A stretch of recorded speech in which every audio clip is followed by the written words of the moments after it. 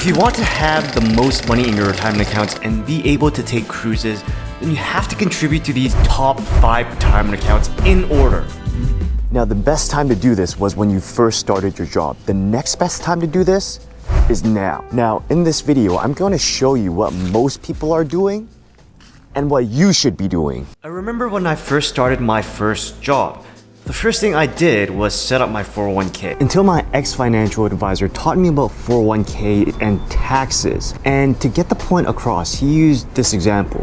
Let's say you're retired and you need 100k for cost of living. Now, what's gonna happen in the future is we can be sure that taxes will rise, quite frankly, because our government is broke and they're addicted to spending. So let's use this example. We need 100k that is needed when we retire for cost of living. We have a Roth 401k and a traditional 401k. So using this example, if we have 401k, we pay that tax up front. So right now, we have 100k, let's say we pay 24% up front. That means that right now, we only pay $24,000 in taxes. But let's say that I have a friend who went the traditional way. They want to defer tax. That means that later on when they raise the taxes because the government is broke, then they'll have to pay for the same amount of money, 40%. That means that they'll be paying $40,000 in taxes just because they took the choice of deferring their taxes. That's the likely scenario. And I know that some of you are going to tell me that your cost of living is going to go down when you're retired. Seems logical, right? Well, I'm here to tell you that no, it won't. The likely scenario is that your spending will actually rise because now you're retired, you don't have a job, you have so much time. What are you going to do with that 9 to 5? It's gonna be doing some activities and that's likely gonna require money. So the number one retirement account to attack is your Roth 401k at first, but only until the employer match. Why only until the employer match? Because the employer match is free money. You want to take advantage of that. But after that, what you're going to attack next is your Roth IRA for the same reasons that we're using a Roth 401k. So let's talk about 2023 contribution limits. We have IRAs, traditional and Roth have the same limits. 401ks, traditional and Roth have the same limits. Now, if you're under 50, you have a contribution limit of 6k for 2023 for IRAs. For 401ks, it is $22,500. So 22.5k if you're under 50 for 401ks. Now, if you are over 50 plus, let's switch colors, then that means that for IRAs, you actually have 7k. 7k is your limit.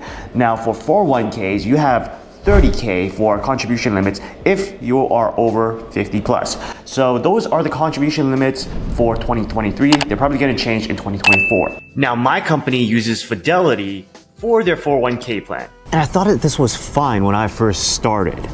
And then I learned more about investing throughout the years and I started to hate it because Vanguard has a lot more better investment options. But because my company used Fidelity for our retirement accounts, for our 401k, we can only invest in Fidelity funds. That means that the Vanguard investments that I wanted in my 401k, I wasn't able to get them. So the second retirement account to max out is your Roth IRA.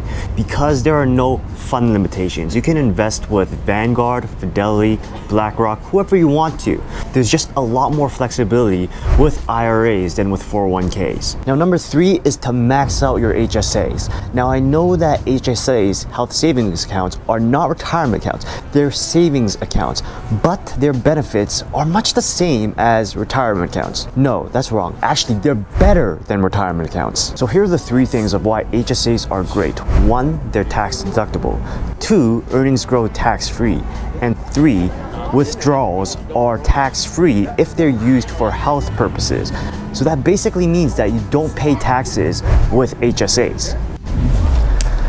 And for those of you who think that they'll always be healthy and they don't need an HSA, yeah, the people who said they'll never get COVID said the same thing and they kicked the bucket. Now, the 4th step is to max out your Roth 401k or your taxable investment account. Now, after the first 3 steps, will likely not have extra income to invest anymore. And that's good, that's all right, that's where we will stop. But for those of you who are overachievers and do have extra income, this is where you max out your Roth 401k. And if you've already maxed that out and you still have more money, then that is when you invest in a taxable investment account, just because you just maxed out all your other options. Now, the fifth retirement account to attack is your HYSA, your high yield savings account, or Bitcoin. Actually, I'd put Bitcoin in step 4, because rather than maxing out my 401k, I'd rather just buy more Bitcoin.